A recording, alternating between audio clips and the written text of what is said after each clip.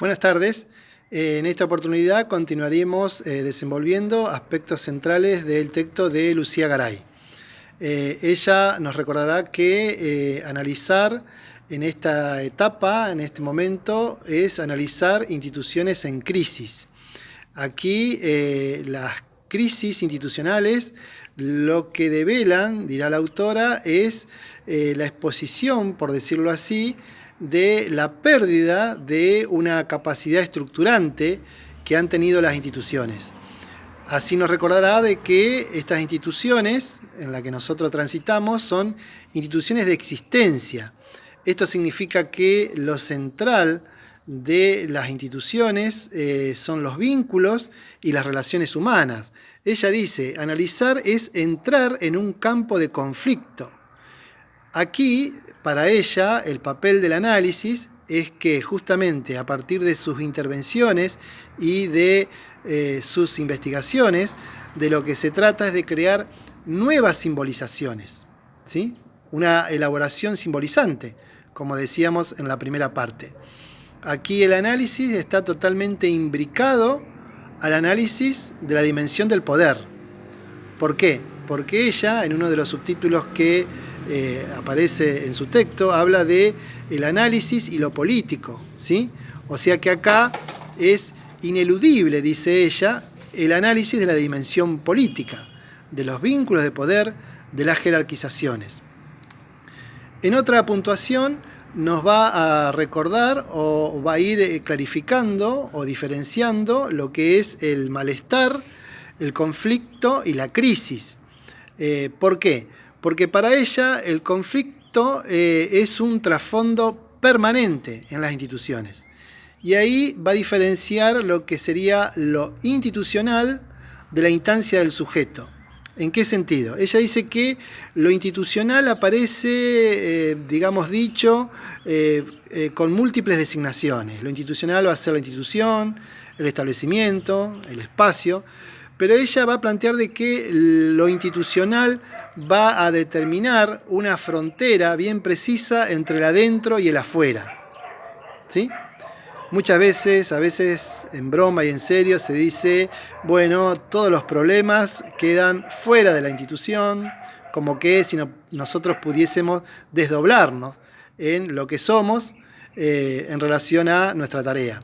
Aquí ella va a plantear que lo institucional produce una cultura institucional, ya analizado por el texto de Frigerio, Poggi y Tiramonti, reprime, dice ella, la diferenciación individualizante, ¿sí?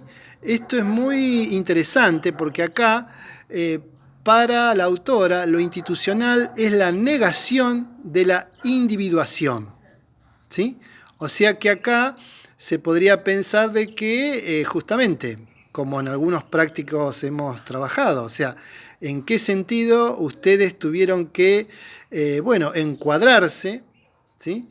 ¿Para qué? Para sobrevivir, ¿sí? En este punto ella va a plantear de que el sujeto o la instancia del sujeto reaparece en cada suceso institucional, acomodándose o resistiendo, de manera pasiva o activa. Esto es muy interesante. ¿Por qué? Porque ella va a plantear de que el sujeto no siempre resiste, ¿sí? A veces se hace nómade, a veces se hace extraño, ¿sí? Aquí ella lo que nos va a plantear es que no hay que preguntarse si hay o no hay conflicto en una institución, sino ¿de qué carácter es ese conflicto? ¿Qué contenidos tiene? ¿Qué es lo que se está disputando? Y en ese sentido nos va a obligar a ubicarnos en algún grupo o en algún juego, diríamos, de poder. ¿Qué fuerzas están en juego? ¿Por qué impregna de ese modo ese conflicto al clima institucional? ¿O de qué manera lo impregna? ¿O qué malestar está provocando? Ella, volviendo a esta idea de las instituciones de existencia, va a decir de que son relaciones que nos sostienen, ¿sí? O sea, trabajar en una institución nos sostiene, un grupo, como ya hemos dicho, nos reconoce, nos da identidad, pero también provoca sufrimiento, también provoca violencia.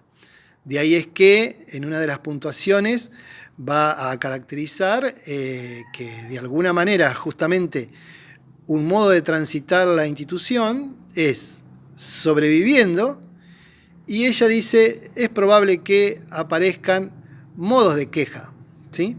Para nosotros esto es muy interesante, que vamos a retomar seguramente después del receso, ya con la unidad 2, porque nosotros vamos a caracterizar tipos de queja, ¿sí?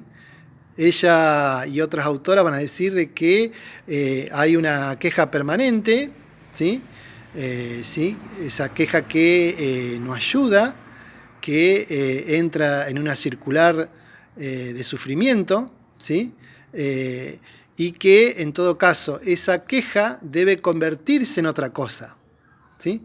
Debe convertirse en un movimiento instituyente. Pero para que esa queja se convierta en otra cosa, habrá que ver esa persona, ese compañero, esa compañera, con quién se relaciona. Para muchos autores, que esa queja se convierta en otra cosa, tendrá que ver con el grupo, tendrá que ver con los vínculos, tendrá que ver, bueno, con quién hablo de esto, con quién, digamos, puedo plantear estas cuestiones. ¿Lo hablo con alguien? Bien, fue muy sucinta, digamos, esta caracterización. Como ya lo dijimos en la primera parte, el texto de Garay, bueno, tiene una multiplicidad y una riqueza, digamos, en las puntuaciones. De alguna manera, con esto queríamos culminar con las autoras de la unidad 1. Buenas tardes.